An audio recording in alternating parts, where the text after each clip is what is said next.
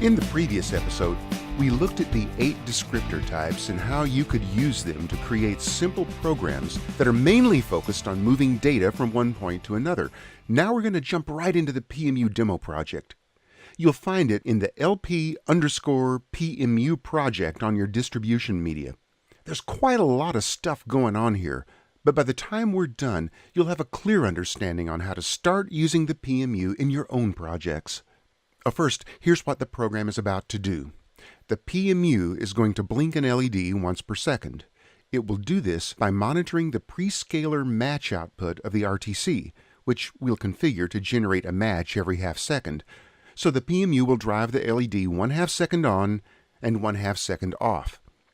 Meanwhile, the main core will make the other LEDs sequence once every 5 seconds by setting a snooze alarm based on the main RTC counter. So in this demo, you'll actually get a good look at both the PMU and some of the RTC features. But let's start by taking a look at the PMU program itself. In this demo, we're going to use the PMU to blink an LED in time with a timer interrupt, and that takes 7 descriptors to do this. First, take note, you don't have to remember bit field positions or coding, you just use the names of the various fields or the literal parameters for each descriptor. I'll show you how this works. Let's take the first descriptor. It's a weight descriptor. And the first 2 parameters are the same for every one of the descriptor types. The first chooses whether the descriptor will throw an interrupt. And the second chooses whether the descriptor will stop the PMU channel. Now, we want our program to run in an infinite loop, so we don't want the descriptors to interrupt the core or to stop the PMU channel. So we select PMU no interrupt and PMU no stop for all the descriptors. The next field in the weight descriptor selects which of the 2 banks of event sources will be tested by the weight descriptor. We're testing the RTC prescaler match condition, and that's in the first bank of event sources. So we can choose PMU weight cell 0. By the way, all of these field definitions can be found in the C include file, PMU_regs.h. The next 2 entries are 32-bit values that together make up the 64-bit mask for weight events. In our case, we don't want anything from weight sources 31 down to 0, but we do want the 1 bit in the upper half of the weight sources, the PMU weight IRQ mask 2 cell 0 RTC prescale bit. Now the last field is the weight count. In our case, we don't want the weight descriptor to add any delay. When the event is seen, we want the channel to fetch the next descriptor immediately. And that's it. With just 6 parameters, we've completed the first descriptor.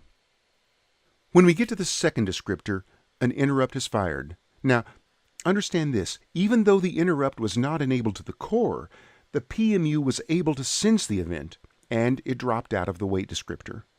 As we would in any interrupt service routine, one of our first tasks is to clear the interrupt source.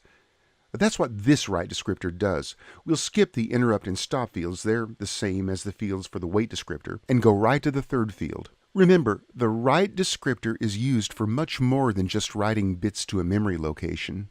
It can also be used to do many things like logical operations and increment and decrement functions.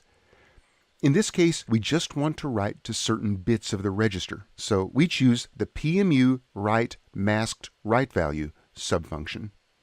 Next, we have to specify exactly what it is we want to write. In this case, we want to write to the RTC interrupt flag register, because writing a 1 to any bit position in the flag register clears that flag as well as the underlying interrupt.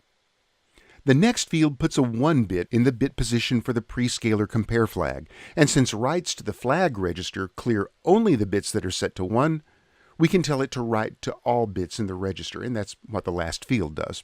So now, the PMU has responded to the RTC prescaler compare interrupt, and it's cleared the interrupt flag. Next, it needs to turn on the LED. And it does this by using another write instruction. The LED it wants to control is LED 0, and that's on port 3, bit 0. The descriptor, just like the previous write descriptor, will specify no interrupt, no stop, and the masked write function. But this descriptor writes to the GPIO3 value reg location, sends the value 0, and masks to write only bit 0. The other bits of the GPIO value register will remain unchanged. The next 3 descriptors are identical to the last 3, except the write to the GPIO register sets the LED output, and that turns off the LED. So, the LED has had a ½ second off and a ½ second on. The last descriptor loops back to the top. It uses the PMU jump opcode, and we cast the location as a uint32 type.